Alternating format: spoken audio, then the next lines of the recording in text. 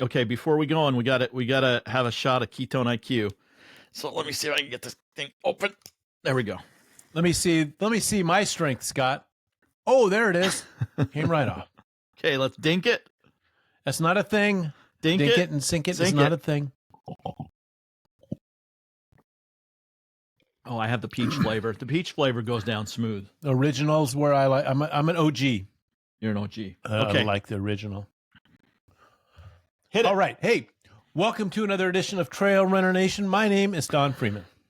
And I'm Scott War. And today, we didn't have an episode for this first weekend of January. And we're thinking, and after they're done listening to it, Scott, they may say they didn't have an episode. We were trying to decide, should we replay one? And this evolved over a couple runs that Don and I had, and we decided we were going to do one on our own and invite a special guest, actually two special guests. Don, you want to introduce our guests?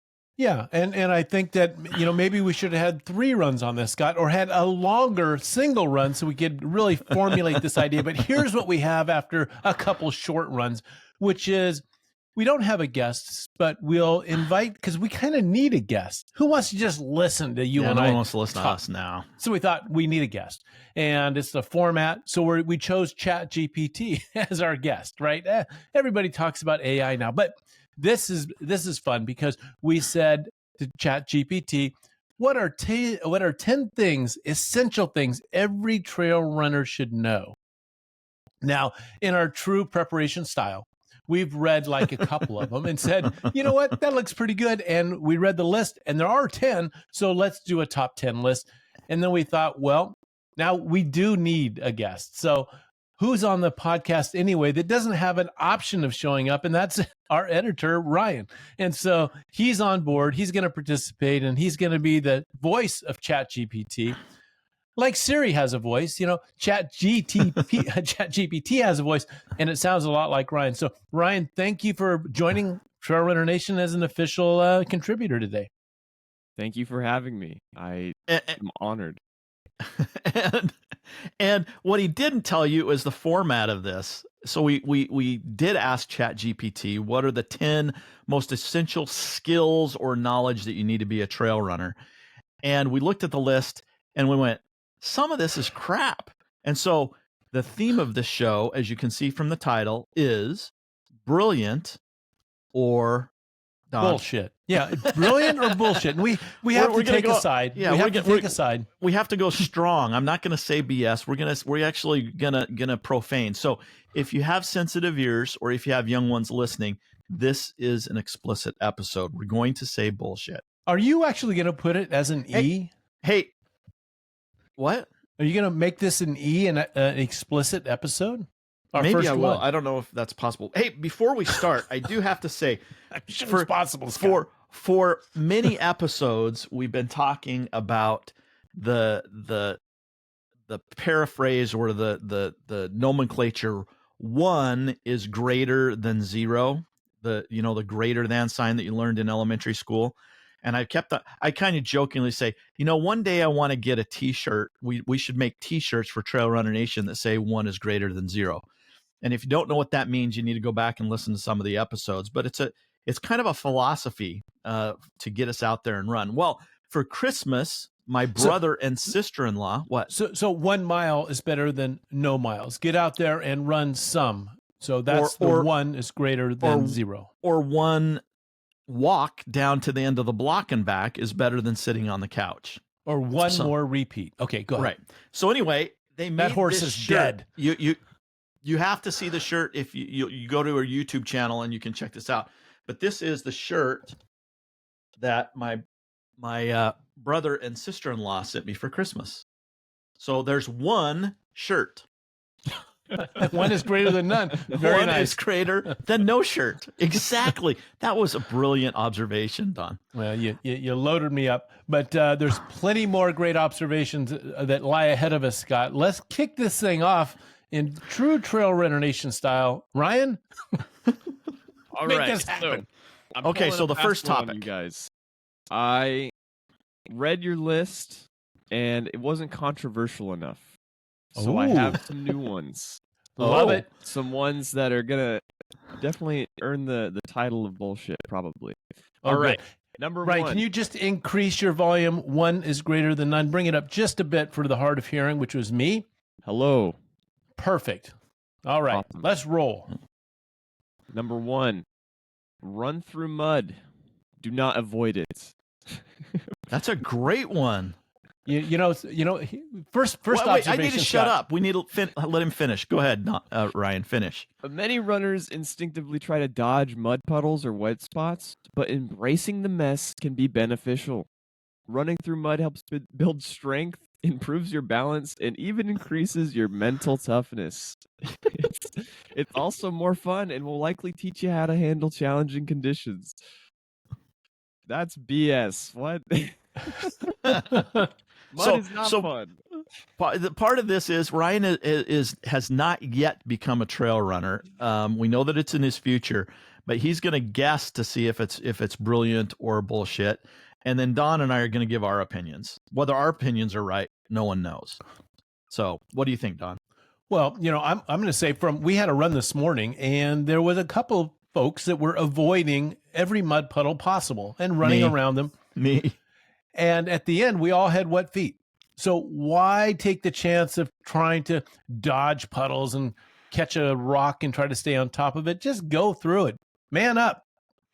Yeah, I was one of those that was dodging, and even at the end of the run, I was still dodging these mud puddles, and I kept on thinking it was raining, so my feet were already wet. And then Don somehow got ahead of me. I don't know. He usually stays behind me, but this time I guess he had a tailwind, and he was just running through the puddles, and I started thinking, why am I dodging these puddles? My feet are already wet. Why am I dodging the puddles? So I think it is brilliant. You need to embrace the mud.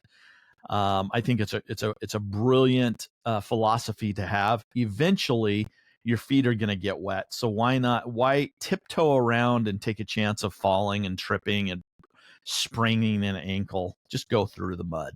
And I think I learned that watching some veteran runners that just ran through it, that didn't care, nonchalant, just splashing away, moving through. And I was tiptoeing around. I thought, you know what? Maybe I should be more like a veteran runner and just run through it. And that's when I embraced it, just by watching others. Now, I am going to call bullshit on one part of that. What's that? I think, Ryan, you said it makes us stronger runners. I don't think it makes us any stronger. It just running through the mud does not make us stronger. I don't think so. It's not like we're knee deep and we're using muscles to slosh in and out of the mud. Yeah, but you know what, Scott? I'm just, just for fun, and we've got 10 of them, so we've got to move along a little quicker, I think. But some of those experiences that when you decide I'm going through mud and it might be slippery, I've got to listen to what's happening with my feet. That's a training moment.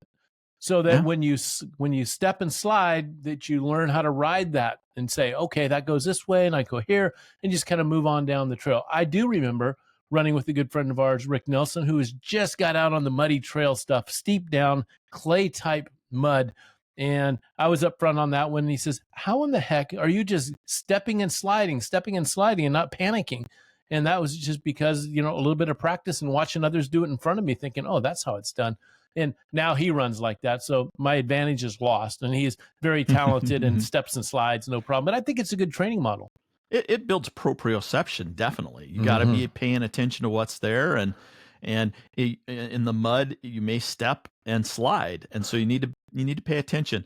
And like I've said many times, you need to be like a gyroscope. You need to be always moving. If you start to slip, don't freeze, don't panic and freeze. Just keep on moving. Move through it. Nice. So that was almost 10 minutes, one. So this should go for a couple hours. Right. So we've got number one listed as it was brilliant. We said brilliant. Okay. We go with that. All right. Well done, ChatGPT. I called it BS, but it was 2 against 1. Fair enough. All right. Number 2, barefoot trail running or minimal shoes. It's controversial. While it encourages more natural running form and it strengthens the foot muscles, it also increases the risk of injury from sharp rocks, debris, and uneven terrain. Supporters argue that our ancestors run barefoot while detractors say it used to lead to overuse injuries. You know, You've listened to a lot of episodes, haven't you, Ryan? there's a lot of stuff around the fingered shoes and running barefoot. I think the fingered shoes are actually pretty brilliant when it comes to how it actually uh you use your whole foot, all your muscles involved, and takes out some of the cushion that might lead to not using your foot correctly. I'm not sure. So you're saying brilliant, Ryan? I say brilliant when it comes to minimal shoes, like the 5-finger shoes and stuff. Okay, Don.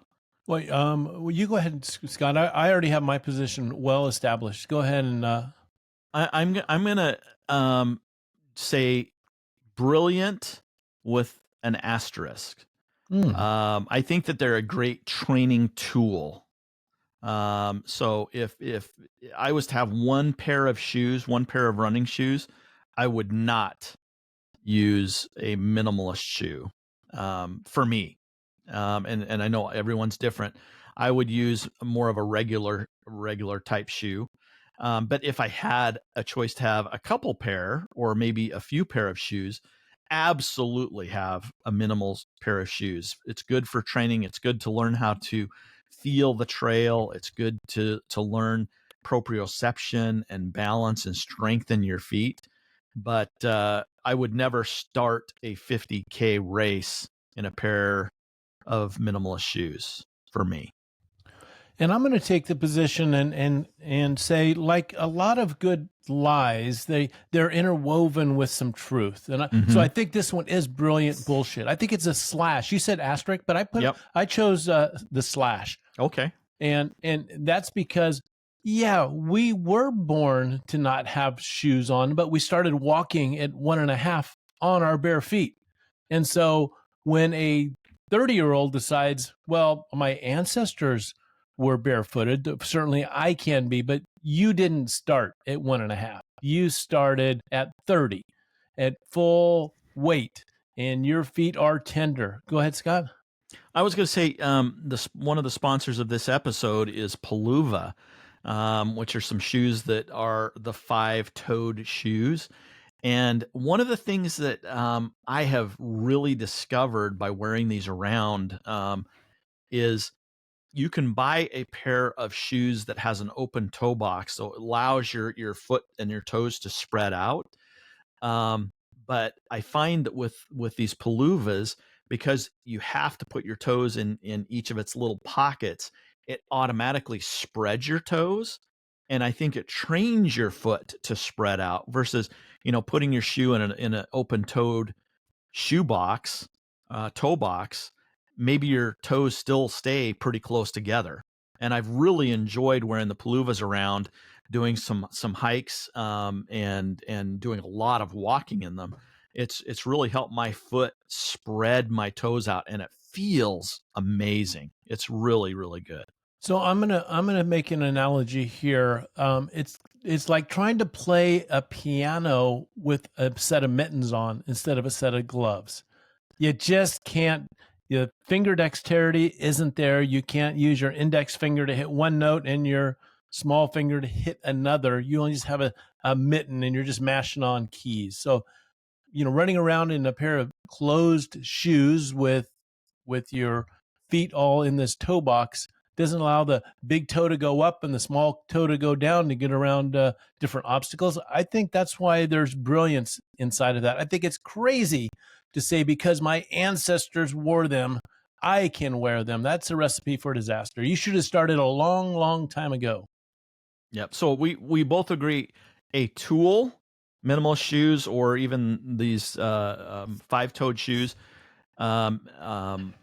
good tools, but maybe not the only tool in your quiver. Yeah, I'm going to call it so far for me. My scoreboard is 1 brilliant, 2 50-50, kind of a split asterisk slash. Ryan, what was your position on this last one, number 2? I think it's brilliant, Okay, then it's going to go brilliant because we had brilliant woven in between you and I, Scott, and then Ryan pushed us over. 2 brilliant. So far, ChatGPT has been a very good guest. What do we have for number 3, All right. Ryan? Next, don't worry about elevation gain. Focus on your own pace. While many trail runners obsess over elevation gain, it's better to focus on your own pacing and to adjust to the terrain. Listen to your body and take the time to recover on uphills or even power hike them. I remember recently we had Ian Sharman on, and one of the big points that he mentioned was we talked about running downhills, and he said downhills, you're not going to get so much faster by running the downhills faster. You're going to lose time on the downhills if you run them slower and improperly. So it's not a great time to gain distance, but it's a great time to lose your speed. I don't know. That's not a great way to explain it. You know what I mean? Yep. Yeah, I think So the position is what? What was the ChatGPT? Can you say it? ChatGPT say? It said, "Don't worry about it and focus on your own game and listen to your own body." And so I have a strong opinion on this one. Okay, let's hear it. Bullshit. Okay. If you want to become a trail runner, you have to embrace elevation. Because in most trail runs and trail races, and I know there's exceptions. I mean, where you're on flat land, if you live in South Dakota or Kansas, there's some trail runs that are pretty flat, I guess.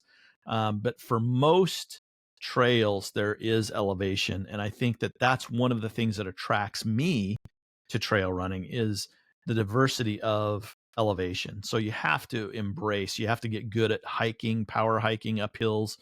As Ian said on our last episode, you have to get good at running downhills. So I'm calling bullshit.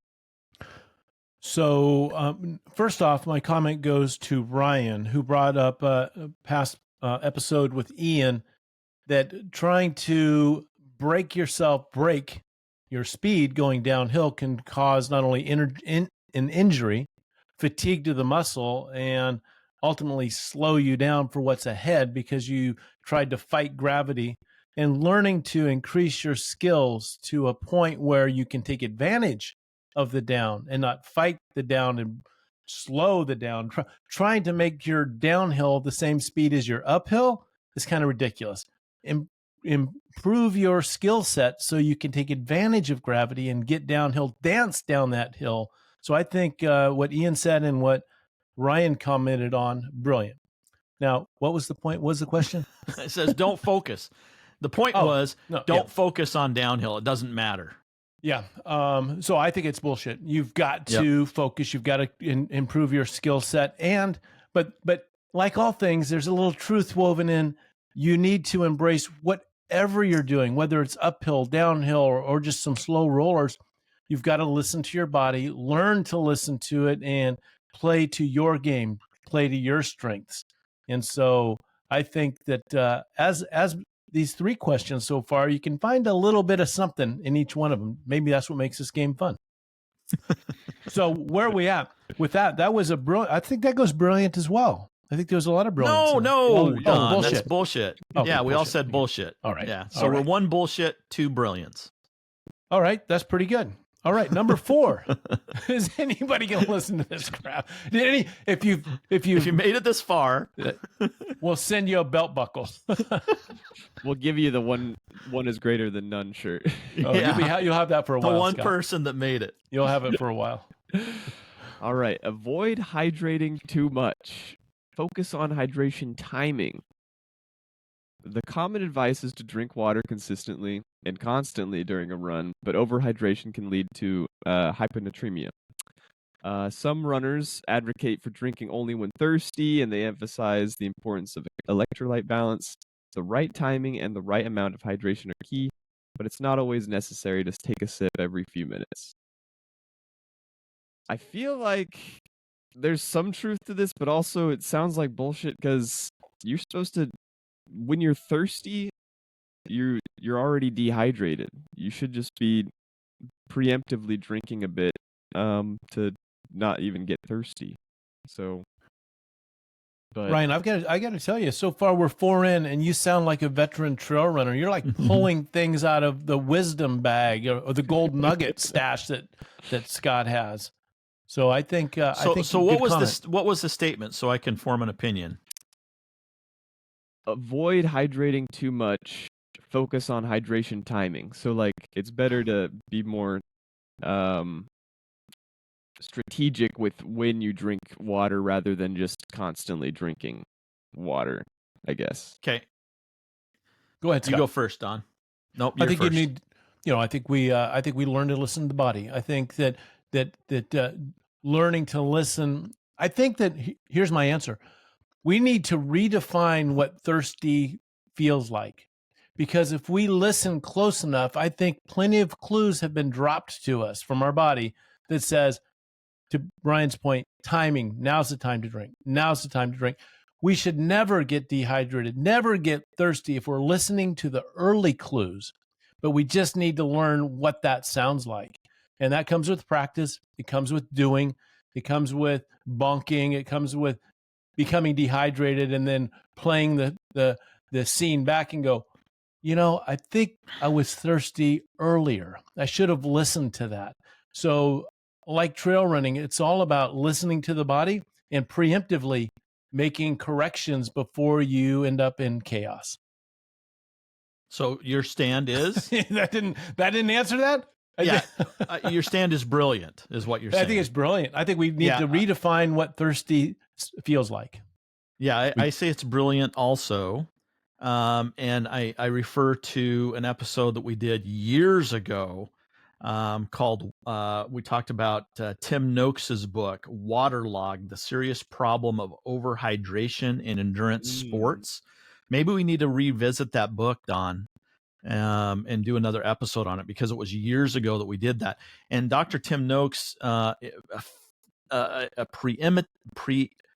expert in endurance sports, actually changed his mind through research. He used to say that you should do regular timed drinking and take in, find out what your sweat rate is and try to replace that.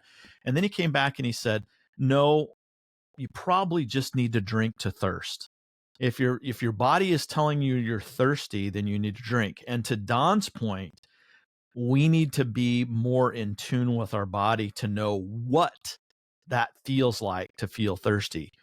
Because if you're not tuned into your body and you dig yourself a hole before, oh, now I'm thirsty, you need to be paying attention to those first signs of thirst and drink then. So I would say brilliant. So I'm going to draw a picture, Scott. It's kind of like being in a car and coming into a turn you're going 50 and the turn's labeled 15 miles an hour. And you're coming up on that thing. Now, the sign can tell you that you need to slow down. That's one clue. But there are a few other clues, like maybe your passengers that yell at you, slow down. That might be another one. But thirst needs to be that kind of sensation, like there's trouble ahead. I could see it coming up. I better back off a little bit here. And I think that's how we should redefine thirst. No? That's how my brain works, Scott. I know. I love the way your brain works and the way you take a metaphor and yeah, whatever, Don. It works. Okay. Next. So brilliant. Number 4 is brilliant. Brilliant. Good. Okay, the next one. You don't always need technical gear. Many trail runners swear by expensive gear, including ultra light packs, compression socks, and special jackets. However, you don't need all that fancy technical gear. Simple clothing, a basic pair of trail shoes, and an intuitive sense of navigation may just be enough. Often less is more when it comes to trail running. Brilliant. I say brilliant. Ryan's on the brilliant train on that one. Absolutely. You don't need to have a $250 pair of shoes. Sometimes it's nice. I won't disagree with that, but you don't need it. You can go down to the local sports store and buy the cheapest pair of shoes that's on clearance and have just as much fun out on the trail. You can take a pair of old sweatpants and cut them down and make shorts and wear an old t-shirt. I think that's brilliant. Well, just because there's two brilliants, I'm going to go with the bullshit side just to make it interesting. I think that we should use our intuition, but what is that? Trust but verify. I think we trust what we're feeling, but we kind of check out the technology to see if we're reading the same thing. It's kind of interesting to think, I think my heart rate's too high. And then you look down and you go, well, I'm not too high according to this. And kind of gives you a reference point, kind of a benchmark. So I like all the technology. I think that really wasn't the question whether I like it or not, but I think there's some value in all these new biometrics that are out there. I think it's a need versus want. It's very nice to have some of the cool gadgetry, some nice technical shirts. Today was a very, very wet and muddy day. It's nice to have a nice technical rain jacket, but you don't need it. We saw people out there running without a rain jacket today, and they were fine. So I think I'm still going to say it's brilliant. You don't need to have the latest technical gear to get on the trail and have fun. Well, I heard yourself. two brilliants, and I took the position of the devil's advocate just to make it interesting, and so clearly 2 against 1, brilliant wins the day. Okay, Ryan. This one's along the same kind of vein, but it's run with a GPS watch, but don't obsess over it. I'm gonna GPS watch. I'll lump those all together as just wearables technology. Some runners get obsessed with pace, distance, and elevation data, which can detract from the enjoyment of the experience. I'd say so. It's recommended that you use a GPS for safety and track your overall progress. I agree, but don't get too fixated on it. The best runs are often the ones where you disconnect from technology. So I'm gonna take the first one on this. Oh, sorry. And just talk. No, that's so fine. Edit me out there, Ryan. No, you need to be in there. I just want to bring up the point about some of these folks, and we know who they are. We've run with them before that will get up with their GPS watch and get back to the trailhead and start doing a few laps around that parking lot to get to the even number 10 or 12 or whatever their goal. 11:49 would not work. They've got to continue to get to that next round number. I don't know what. It's obsession. Did that have anything to do with the question? Absolutely. Okay, yeah. Good. I think those people need to not ask me to go with them. Yeah, I think I'm one that not only usually has one wearable, but 2 wearables on my both wrists, just because I love looking at the data. But I think you can be too obsessed with it. You can have it take too much control. I think it was Alex Hutchinson that talked about the accuracy of some of these wearables, that maybe they're not as accurate as we'd like to believe they are. And I think that to Don's overarching theme for the last 13 years we've been doing this podcast is you need to feel, you need to learn to listen to your body. And I think that's more accurate than a watch, but trust but verify. So let me ask you this question, Scott. You look down at the watch, it's got a certain number on it, whether it's pace or heart rate, whatever it is, and some obscure number comes out and you look at it. Do you believe what you think in your own mind it is, or do you look at your watch and go, oh, that's what's happening? Do you trust the data that's coming at you? Well, I think with experience, whether you can trust it. I trust it. But I think the better question, you and I were just on a run the other day and we were trying to push some of the hills, and at the end of the top of one of the hills, we were both just out of breath, just sucking the O2 out of the air. And I looked down at my watch and I was 168 and Don was 125, I think. And you can, and I've had troubles with this because I have a high heart rate, a much higher heart rate than Don. And a lot of times, even early on, and in some circumstances, even now, I look at that and I go, man, I'm out of shape. If he's 125 and I'm 168. But then we had the discussion afterwards. Both of us were breathing equally as hard.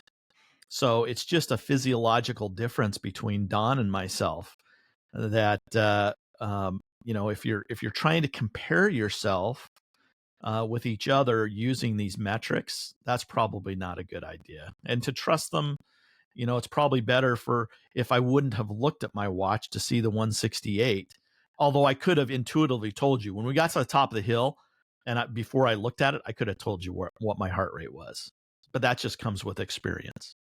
And remember, it's coming from the guy with 168. Now, me at 125, absolutely 100% accurate. It's on, it means everything. So I'm good with it because it was 125.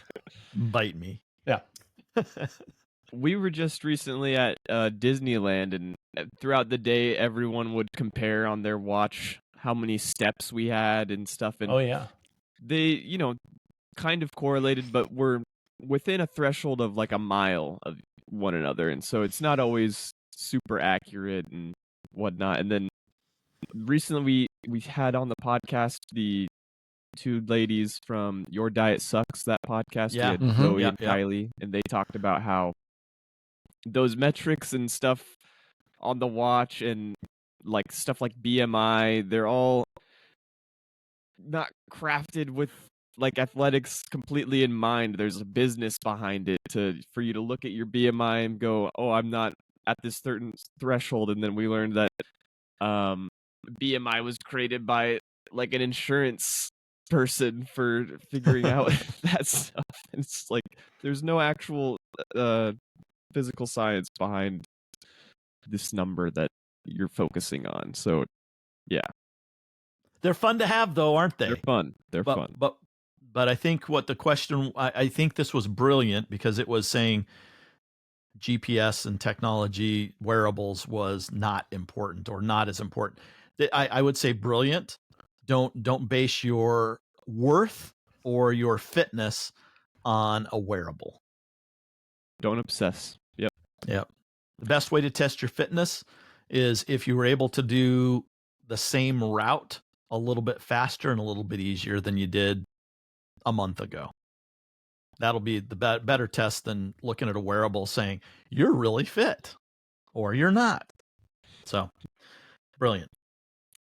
All right, the next one, it is okay to walk the technical sections. Many runners try to power through every difficult section, but it's often wiser to walk the technical parts. Walking allows you to conserve energy, avoid injury, and maintain a more sustainable pace throughout the entire run.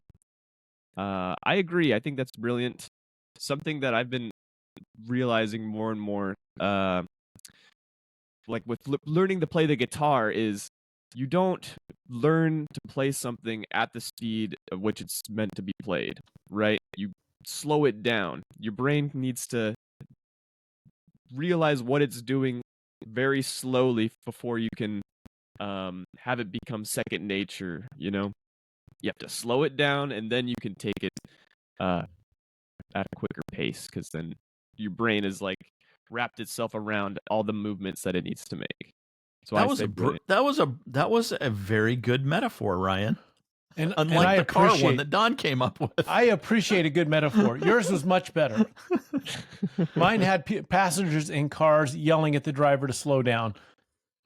So the statement is, don't take the technical stuff too fast. Slow it down. It's okay to walk. What do you say? What do you say, Don? Brilliant or bullshit? Oh, I bring it back to an early lesson that I learned from a veteran trail runner, Dana Gard. And my first trip to the canyons of the up and down, 2 miles up, 2 miles down out there in the Western States Trail. And I was introduced to that by Dana Gard. And I said to myself running, this guy doesn't know what he's doing. I'm going fast down. I'm going slow up. I'm kind of meandering through the rollers here. He can't keep a pace. How is he this great runner? That's what I thought.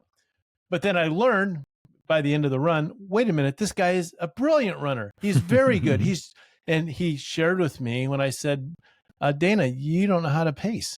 He said, no. And he said, you're stupid. I'm working. My body is working even all the way through. I work just as hard going up as going down, and on the rollers, I find the right spot for my body and I stay in that spot. And so my speed fluctuates. It correlates with the profile of the trail. And I thought, there's a golden nugget, as Scott says, a big one too. And I think that's where you coined the term, or he coined the term that we often use when we're out on the trail running: perceived effort.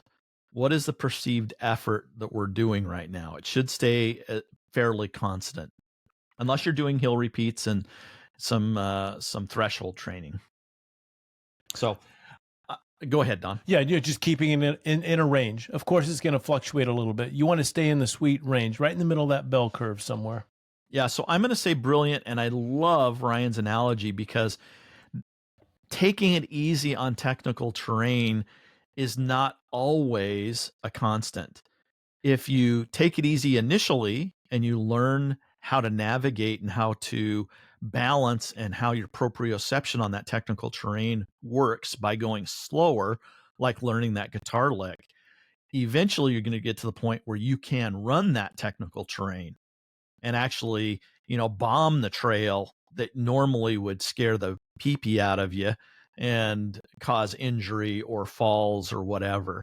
So I think that you're absolutely right. I love your metaphor that take it easy to start, get used to it, get some confidence, build up some skills, and then go for it. Because there honestly is not, I don't have more, I can't think of anything that's more fun than bombing a downhill technical section and feeling confident and just having a saying whoop whoop a few times going down that technical terrain. And you don't have to do the complete downhill going at breakneck speed. You can, as you're learning, you can say, I'm going to take this section fast. I'm going to do this for 25% of it, and then I'm going to back off to something I feel very relaxed and comfortable with, and push yourself a little bit. You need to push yourself anytime you want to grow, and that goes with anything. You've got to walk on that edge. You got to get close, and maybe getting close can be tolerated for 25% of it, whatever it might be. But you don't have to take it all at high speed. You say, you know what? I'm going to go to that tree and I'm going to move quickly, and I'm going to work on foot placement, and I'm going to look this far in front of me, and I'm going to find exactly where I should set my foot so I can pick the next spot. You don't have to do it all at once. So far, ChatGPT has been a very good guest. It's by my account, ChatGPT has been correct 6 out of the 7 times. Yes, it's doing quite well. Is that your score? Is everybody else keeping score? Ryan, you're the scorekeeper. I haven't been keeping score. Oh. We'll say that I have, and I'm 6 brilliant, 1 bullshit. Awesome. Okay, next. All right. Eat whatever you want during a long run. While nutrition is important, some trail runners believe that you don't need to stick to clean or performance-oriented foods. Eating real food like pizza, candy, or chips during long runs might surprise you, but it can benefit and provide a boost in energy. The key is figuring out what works for your body, as energy drills and processed snacks don't suit everyone. Yeah, I guess that's brilliant. I mean, I hear about like aid stations and I see them where people have like bowls of M&Ms. I hear quesadillas, all these pizza, I think of Michael Scott before going on his little half marathon, just shoving in like a plate of carbs, a plate of pasta, just shoving it into his mouth. I'm surprised by a lot of the stuff people eat on their runs, but if it works, it works. You know what your stomach can handle, and it's often a comfort as well, I'm guessing. So I'd say brilliant. Well, one thing you notice that as the runs, you have to say brilliant or bullshit first. Oh, don't try to reason with it. You got to come out with a strong answer, strong opinion, and then justify that. Oh, it's brilliant. I think you should eat what you feel makes you happy, which brings you pleasure. Since so much of the sport's in our mind, it's kind of nice to exit from wherever misery you're in and give yourself a treat, whether it's peanut butter and jelly or your favorite payday candy bar or something that just doesn't, an Oreo cookie doesn't make sense, but it brings you back to that safe spot, the happy moment, and you can live in that for a few minutes, which is kind of nice when it's all misery. So I think it's brilliant. I think that the marketing companies have led us down a path of, eat our foiled pack, and we have a picture of a mountain on the front, so that's pretty good, right? I think as distance gets longer, it seems like, I'm talking about the 100-mile or 200-mile, it seems like the food that's on the table gets a little different than, say, a half marathon. Well, one, because you're out there longer, certainly you could explain it that way, but you end up with burgers and quesadilla and well, chicken soup, which is good. You fruits. You end up with a lot of things on the table that are considered more traditional food and not foiled, packaged calories. So I said brilliant. Yeah, I'm going to say brilliant also, with also a caveat. I think the first statement was eat whatever you want. And I think that is probably a lesson that can lead to disaster. You have to find out. I think Ryan said in the statement, ChatGPT said, learn what works for you. So I say, yeah, you can eat whatever you want. I love eating real food, but there is a place. So here's a contrarian viewpoint. There is a place for those foil packets and those processed gels or cubes or whatever, because sometimes that's easy to consume. They're usually higher in calories. So if you really need some energy and you're having a tough time processing food, sometimes those easy to use nutrition products, I think they have a place. But as any of us that have gone longer distances, whatever the definition you want to use to longer distances, you can't maintain on that type of nutrition. At least I can't.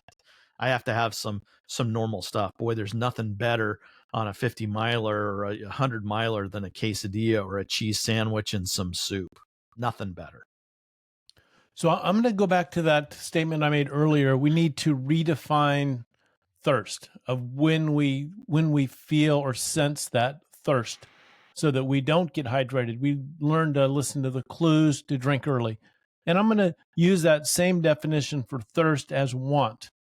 I think if you listen to your body and you want something, it's because you're needing that right at that moment to get yourself to the next aid station or past the next climb or whatever it is.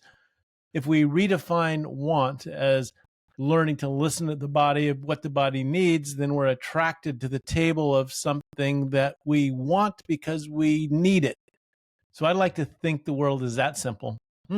Something salty, something savory. That's what I want because my body needs those electrolytes so that I can move forward. I think it's that the world is that magical in my trail running mind, Scott. All knowing, all seeking, all good, and mistakes come from not listening to the body. That's what I think. Hey, Don, I'm going to remind you, one of our running friends, Bill Carr. Oh, remember what he would show up at the trailhead with? A cheeseburger from McDonald's. McDonald's cheeseburger. He would go to the McDonald's the night before, and he would have, for a long training run, 2 McDonald's cheeseburgers in his pack, and that's what he would use for fuel. And I used to just joke about that. Until you get into a long training run or a long race, you're thinking, man, I'd love a McDonald's cheeseburger with cheese, right? Oh, wonderful. I remember that from Bill Carr. I wonder if he's still eating cheeseburgers. I'm sure he is. I'm sure he is. Hey, Bill, if you're listening, let us know if you're eating cheeseburgers on your runs. What, I think 330 calories. I mean, it makes sense. You got protein in there. It's got some salt. It's got some fat. Yeah. Some protein, some carbs. So it's one of those where you figure out what works for you, what you like, because listening to someone else's diet, hearing carbo loading is really good. Then you're Michael Scott shoveling fettuccine into your mouth, and you're just miserable because you didn't do what you needed or wanted. You just tried to listen to someone else. It's the experiment of one. You hear about an elite athlete that only consumes or doesn't consume anything. We know a few athletes that are very successful, burning fat the entire time. Maybe that works for them, but you need to listen to yourself. You need to try, and that's one of the beautiful, fun things about this sport is trying different things and finding out what works for you. And along the way, you may have some problems with your stomach and have to reset and feed the bears. and to prevent anybody else from looking this up as I did, a McDonald's cheeseburger contains 300 calories, 29 grams of protein, 12 grams of fat, 4.5 grams of saturated fat, 43 grams of carbohydrate, and 1,040 milligrams of sodium. I mean, as you break that down, it might be the perfect trail running food. What was the ratio between carbs and protein? Let me was it 50-50? The carbs was 43, protein 30. So, it's like 60-40 split. Yeah, it's perfect. Wait till you see the studies come out. I mean, Alex Hutchinson on Sweat Science that he sends out is going to have McDonald's cheeseburger proven scientifically to be the #1 nutritional source on the planet. Yeah, there you go. What about a fillet of fish? Do you think you could eat a cold fillet of fish? No, I don't think I could. Even though I love those, I don't think I could eat one cold. You're kind of tempting fate with a overnight fish sandwich. All right, what's next? So I think we hit brilliant on that one too. I think so far the #1 guest that we've had on this entire podcast episode series, lifetime 13 years, 700 plus episodes, maybe ChatGPT may be the most accurate. Yeah, I think we're at 7-1, brilliant versus bullshit. What's next? Don't always stretch before your run. Stretching before a trail run is a deeply ingrained habit for many, but research suggests that static stretching can actually reduce performance and increase injury risk if done improperly. Some runners advocate for a more dynamic warm-up, and save deeper static stretching for after the run when the muscles are warm and more flexible. I think about Jay DeSherry on the show where he talked about doing like dynamic stretching before a run, or maybe it's static stretching, I forget. He says doing stretching really violently before a run is like whacking your head with a book several times before taking a test. Like it's like, how come I missed that statement? Yeah, That was I don't remember that. That was very good, Ryan. Yeah, good memory. When you're stretching, you're tearing apart those muscles to be for them to build back up, and so you're just impairing yourself before your test. But so brilliant, I guess. That was good. That was good, Brian. I would say I agree with you. I think it's brilliant. I think the time to stretch is after we've warmed up the muscle. Go out there and run the first mile easy, and then pull over, stretch, because all the muscles, the ligaments, tendons, everything is in use. Blood's flowing. It's stretched, and it hasn't been laying in bed all night, sitting in the car to get to the trailhead, and then get out and start stretching. Maybe we should warm ourselves up a bit and run that first mile just nice and easy, and then stretch out at that nice overlook that we can find at the rock in the canyon. Yeah, I'm gonna agree with you both. It's brilliant. Although, there was a time where I think we've had some coaches on the episode that recommend activating your muscles before a run by doing some leg swings or doing some what do you call those power band things that you put between your around your knees, and kind of doing some sidestepping, so you're loosening up the abductors. What are those things in your hip? The hip flexors and stuff like that. I think some of that is good. So that's not necessarily stretching, but activating those joints and those muscle parts. I think that's probably good. I don't do that. Usually our active stretching that Don and I have is from the parking lot of the trailhead down to the first turn. And depending on the day, maybe the second turn to kind of get before we start our running. We don't hear the gun go off and start off with a sprint. So your hip flexors, Scott, standing your knee up towards your chest, that's flexion. Okay. The foot away from your body is abduction, like to abort, abduction away from body. And then your foot across your body is adduction, AD, adding to the body. That's how I memorize them. So Dr. Freeman, what do you suggest? Should we be doing some of that before we head down the trail? Well, I feel like an official guest when you ask that question in that format. I go with the position of, well, don't do what I do, which is just, walk down the trail with Scott before we run. But I think a little gentle warm up and then some stretching, making it, productive and meaningful, not just go through the motions, but warm up, and then you'll get a deeper stretch, a safer stretch, and a more effective stretch. So brilliant. Good. 8-1. What's next, Ryan? All right, the last one. Race yourself, not the other runners. Many trail races are competitive and fast-paced, with the urge to beat other runners being a strong motivator. But a growing number of runners advocate for a mindset that prioritizes personal growth, personal goals, and self-improvement over beating the competition. I agree. I think that's brilliant. I think that's like a well-known thing for anyone who goes out by themselves for a trail run. Like, it's all very personal, and especially for you, Scott. I know it's all you don't like to race anymore, so it's all about what you get when you're on the trail by yourself.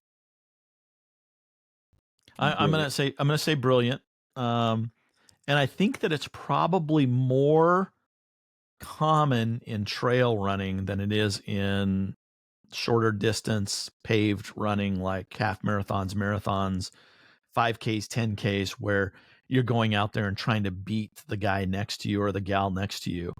I don't think in for the most part in trail running, unless you're in the top 20 and going for a podium, I think the majority of us are not trying to beat the next person. Now there are exceptions to the rule. I remember running Western States and Don being a pacer, and we had reached Forest Hill, which is mile what, Don? 62? 62. And there's a nice long downhill. I had gotten to Forest Hill and it was dark, and Don said, now's the time to make hay. And we would it was a nice long downhill, probably 3-4 miles, maybe 6 miles down to the river. And we would race and try to get ahead of some people, but that was more of a motivation just to pick up speed and not necessarily bury the other runner or beat the other runner. I remember one quick story. I ran a Ragnar race one time with a group of friends, and I decided I would never do it again, because if you've ever been to one of those races, there's usually 2 vanfuls of teammates that alternate and leapfrog, and they have on the side of the van either a poster or some sort of scoreboard where they say kills. And if you passed another runner during your leg, that counted as a kill. And I thought, I do not like that attitude, that mindset that you're killing someone, or you're just going out there to try to pass runners. I do not buy in on that philosophy. What was the question again, Ryan? Because I have my comments, but I want to make sure I'm accurate, especially since this is the last one. Race yourself, not the other runners. And clearly, I'm going to stand on the side of brilliant on this one. And the first thing that came to my mind, which was one of the first golden nuggets passed from a veteran runner, and it was before races, and I would hear it kind of thrown around. Yeah, run your race. And that was a nice saying, but as I continued running, how true it is.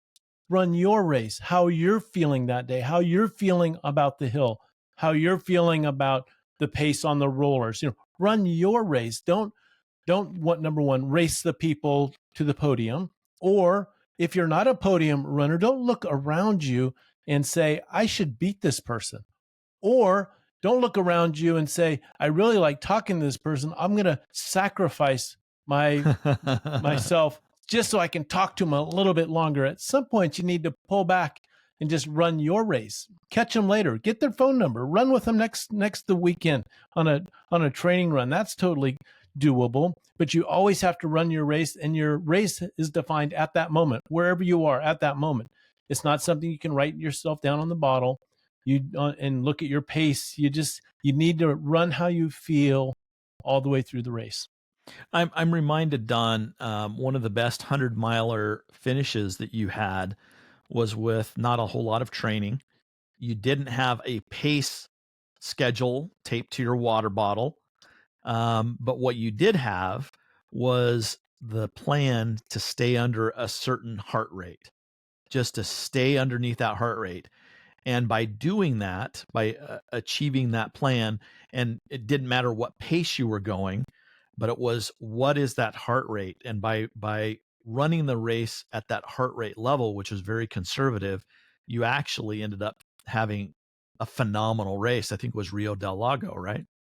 Yeah, it wasn't my heart rate, the number was 125 that I needed to stay. And certainly on some hill climbs, it went up to 140. Yeah, certainly I was allowed to bounce out of that. Otherwise, I would have had to just sit down by a tree and then walk 3 more steps and sit down on a rock. So I was allowed to bounce out of that. But looking back at the race, at the watch data that came in, I was low all the way through. The 125 was just there. And my theory was, I cannot afford to recover. I can't bury myself because I'm not my fitness level won't allow me to come back. I need to stay in a safe spot through the whole race. And it worked out real well. It was just from being unfit and untrained and realizing that I couldn't take a chance of going too deep and borrowing from the future because I couldn't catch up.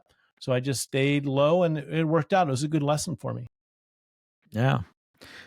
Well, I would say that our special guest, ChatGPT, was a pretty good guess. They must be a trail runner because they were right 90% of the time. 9 out of the 10 things. Do you remember what the BS one was, Ryan? I think it was number 2. It was right near the beginning. Yeah, 2 or 3. Was it the running through the mud or the barefoot minimal shoes? I think it was barefoot, maybe. Anyway, it doesn't matter. I think the point is to get out there and enjoy it. You're going to learn some things. Don't rely on ChatGPT, although it may have some good tips for you. Don't rely on ChatGPT for all of your information. I think it's important that if you're a little apprehensive or a little skeptical, a little nervous to get out on the trails, go with a friend.